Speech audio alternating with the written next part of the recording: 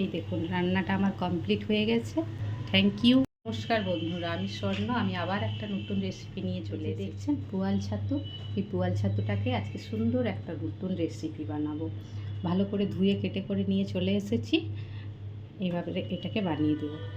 পুয়াল ছাতু রান্না করার জন্য আমি সব কিছু রেডি করে নিয়েছি।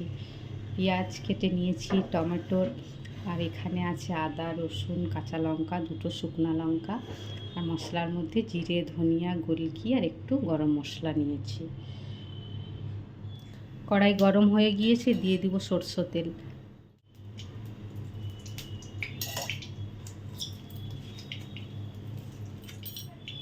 তেজপাতা, পেঁয়াজ,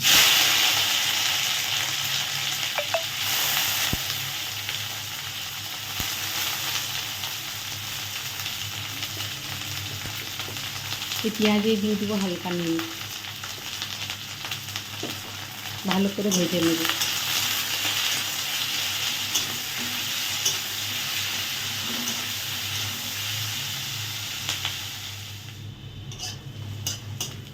পেঁয়াজ হালকা ভাজা হয়ে গিয়েছে, দিয়ে দেবো টমেটো। টমেটোটা একটু নরম হলে তবে দিয়ে দিব মশলা। পেঁয়াজগুলোও ভালো করে লাল হয়ে গিয়েছে আর টমেটোটাও অনেকটা পরিমাণে নরম হয়ে গিয়েছে। এবারে দিয়ে দিব মশলা, বেটে রাখা আদা রসুনের পেস্ট।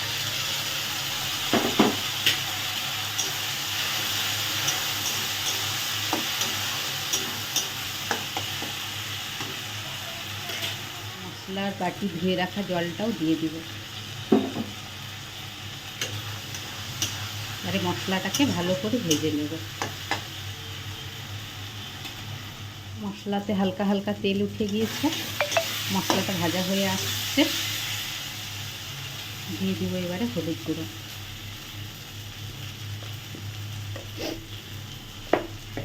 আর অল্প পরিমাণে জল দিয়ে একটু ভালো করে নেড়ে চেড়ে দিয়ে দিব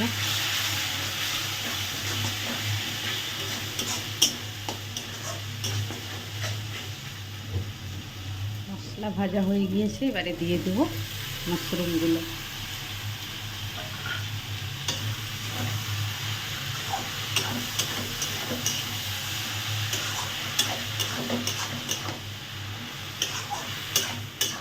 ভালো করে নেড়ে চেড়ে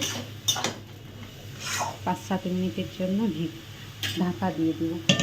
এই মাশরুম থেকেই যে জল বার হবে ওই জলেই তরকারি রান্না হয়ে যাবে।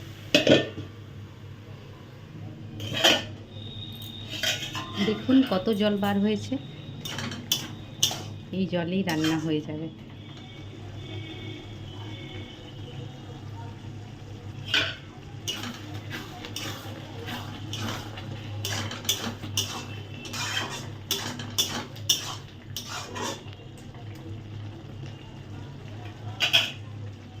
জলটা শুকনো হয়ে গেলেই রান্না হয়ে যাবে।